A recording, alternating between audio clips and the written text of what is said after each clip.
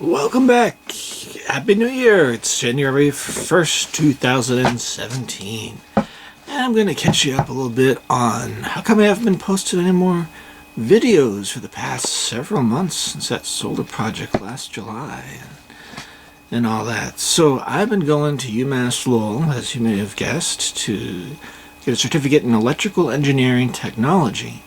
I've taken total of 4 courses. I was able to transfer over calculus from the class I took in 1995, and I took C programming last fall, along with 3 courses in circuit theory covering both direct current and alternating current.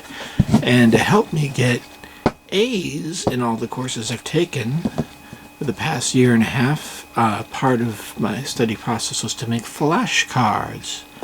This many flashcards, which I'm going to give a very brief review with you guys. So I'm just going to set up the camera to make that review process easier for you to see. Alright, so for starters, as with most engineering and scientific fields, engineering is a lot of math. So we do a little bit of math principle review that you're going to need to use when figuring out your electrical properties and circuits, which components to use, and analysis of existing circuits. So, the square roots of large and small numbers. An easy way to do that is to make the power of 10 an even number and take the square root of your main number, then the power of 10 is divided by 2. For example, if we have the square root of 52.9 times 10 to the third, then that is 5.29 times 10 to the fourth, which is equal to 2.3 times 10 squared. And all these powers of 10, that is just something in any scientific or engineering field that you really gotta know. Especially when we deal with like kilovolts is thousands, or microfarads is 10 to the minus 6, and picofarads is 10 to the minus 12th. Any nanopico tera is 10 to the 12th, say terabytes on your computer drive. That's just stuff that there's lots of resources online already that you should know if you want to get into this field for real and make money at it and have a job in it, like I do. So when you square large and small numbers, multiply the number by itself and then double the exponent of 10. So we have 6 times 10 squared equals 36 times 10 to the fourth, because 6 squared is 36, and times 10 to the fourth means we pad out 4 more zeros there, and that is 600 squared. And then there's a couple more examples there.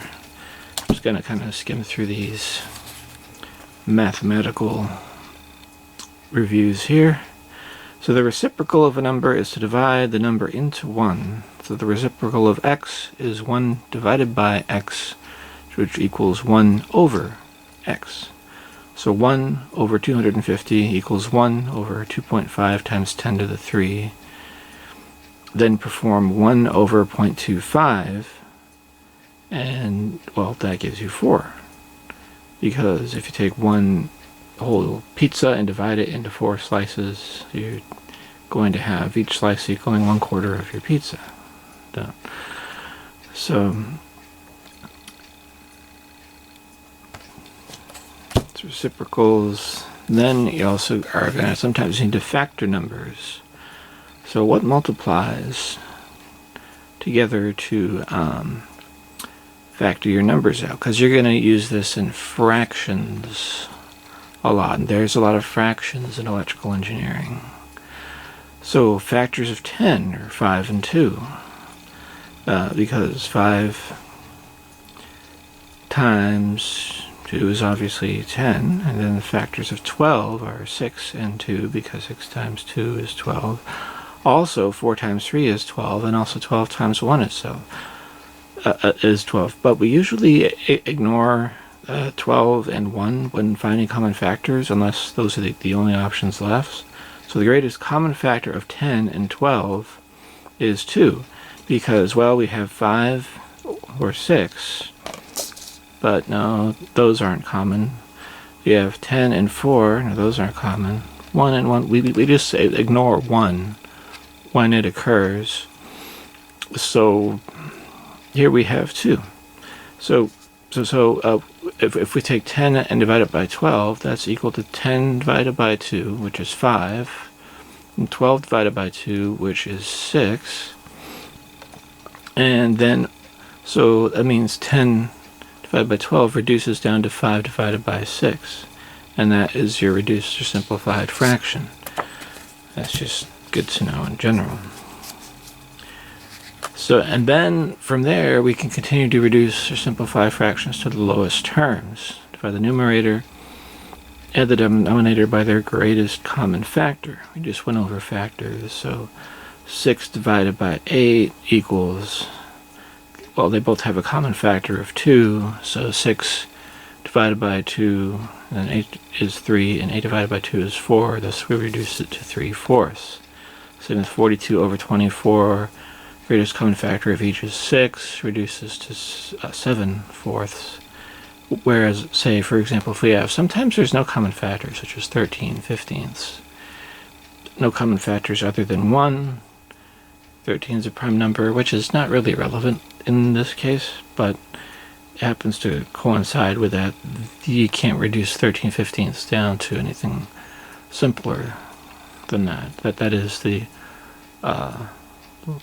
fraction in its lowest terms.